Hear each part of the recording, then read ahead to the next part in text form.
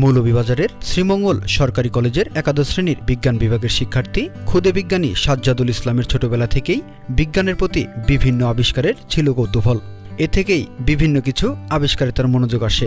সাজ্জাদুল ইতিমধ্যে কলাগাছের তন্ত্রকে ব্যবহার করে তৈরি করেছে টাইলস আর সবজির শ্বেতসার থেকে তৈরি করেছে পরিবেশ বান্ধব পলিথিন। তার দাবি এটি পরিবেশ বান্ধব এবং অনেকটা সাশ্রয়ী হবে।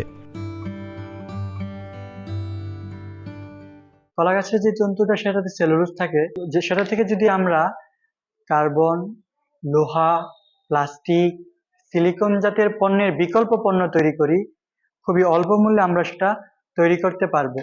এবং সেটা যেভাবে অল্প মূল্যে তৈরি হবে সেটাকে আমরা আবার উচ্চ চাপে পরিবেশের সাথে মিশিয়ে দিতে পারবো। যার ফলে কি হবে, পরিবেশের জন্য আর সেটা কোনো ভয়ঙ্কর রোগ প্রদান করতে পারবে না।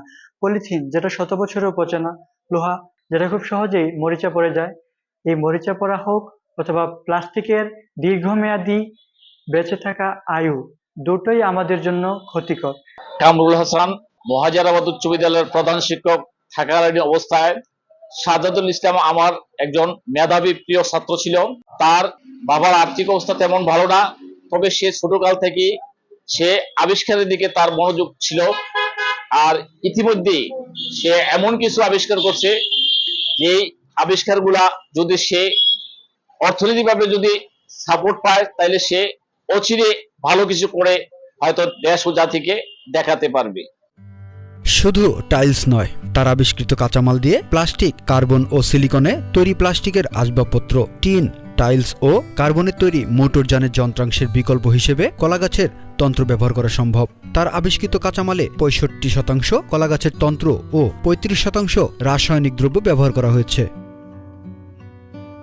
তার আবিষ্কৃত প্লাস্টিক উচ্চ তাপে গলিয়ে সহজেই তা রিসাইকেল করা সম্ভব। আর সবজি শ্বেতসার থেকে তৈরি পলিথিন মাটিতে 1 মাসে ও পানিতে 3 মাসে পচে যাবে, যা মাটির জন্য হবে জৈব সার ও পানিতে হবে মৎস্য খাদ্য।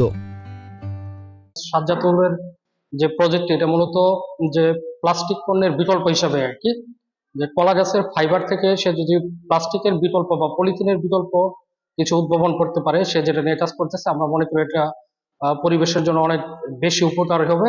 এবং প্লাস্টিকের যে ক্ষতিকারক প্রভাব পরিবেশের যে জন্য যে একটা হুমকি, তার বিকল্প হিসাবে কি তার উদ্ভাবনটি আমরা মনে করি কাজে লাগবে আর কি। যেহেতু এর প্রধান কাঁচামাল কলাগাছ থেকে সংগ্রহ করা হয় এবং কলাগাছ সহজলভ্য, তাই এটির ব্যবহারে গ্লাস ফাইবার ও কার্বন ফাইবারের প্রয়োগ কমবে। এতে পরিবেশের উপর শতভাগ অপচনশীল প্লাস্টিকের পলিথিনের ব্যবহার কমবে। পরিবেশের জন্য সব থেকে বেশি ভয়ঙ্কর এবং হুমকির কারণ হয়ে দাঁড়াচ্ছে প্লাস্টিক।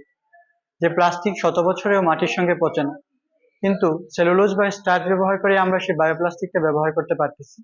যে বায়োপ্লাস্টিক মাটিতে 1 মাসে ও পানিতে 3 মাসে পচে যায়, এবং সেই প্লাস্টিক থেকে যখন সেটা মাটিতে পচে, সেটা মাটির জন্য হয়ে যায় সার, জৈব সার, এবং পানিতে হয়ে যায় মৎস্য খাদ্য।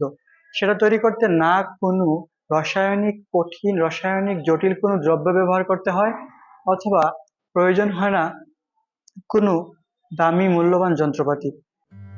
সাজ্জাদুলের বাবা মোহাম্মদ নজরুল ইসলাম, তিনি একজন কৃষক। সাজ্জাদুল শ্রীমঙ্গল সদর ইউনিয়নের মহাজেরাবাদ গ্রামের পরিবারের সাথে বসবাস করেন।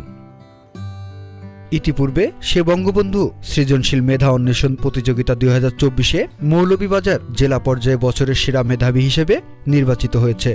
সে জানায়, সরকারি পৃষ্ঠপোষকতা পেলে গবেষণা আরও এগিয়ে নিয়ে যেতে পারব।